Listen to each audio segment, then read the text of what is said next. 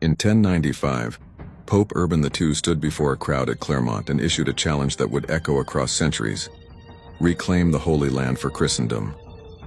The spark?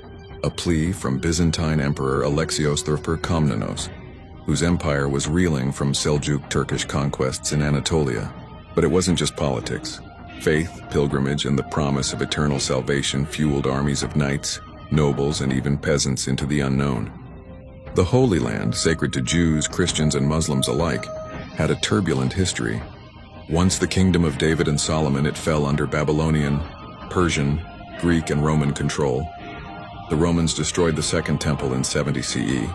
Then Constantine's Byzantines made Jerusalem a Christian jewel. But the 7th century brought Arab-Muslim conquests, with Caliph Umar peacefully taking the city in 638 CE. Over centuries, the Umayyads, Abbasids, and Fatimids shaped the region, building shrines like the Dome of the Rock.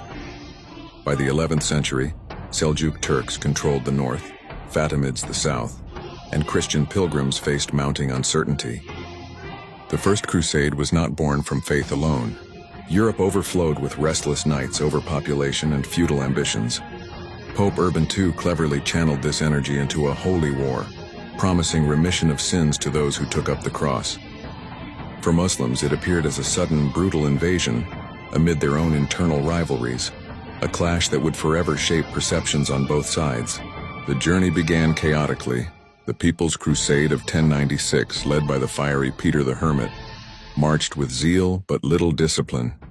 Most were slaughtered by Seljuk forces at Sivato, and along the way, anti-Jewish pogroms stained Europe with early horrors.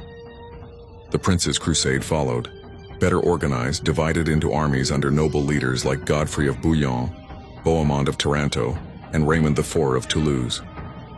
They crossed into Byzantine lands, fought the Seljuks at Dorylaeum, and endured the grueling siege of Antioch for months, where victories and infighting went hand in hand. Finally, in July 1099, Jerusalem fell. The Crusaders' triumph came at a terrible cost. Thousands of Muslims and Jews were massacred in the city streets. Soon after, at the Battle of Ascalon, Fatimid forces were routed, solidifying the Christians' new foothold. From this campaign emerged the Kingdom of Jerusalem, the County of Edessa, the Principality of Antioch, and the County of Tripoli, Christian states in the heart of the Levant, lasting until the late 13th century. Yet the legacy of the First Crusade is complex. For contemporary Muslims, chroniclers like Ibn al-Qalanisi saw the Crusaders as brutal invaders, though initial Muslim infighting muted the ideological significance.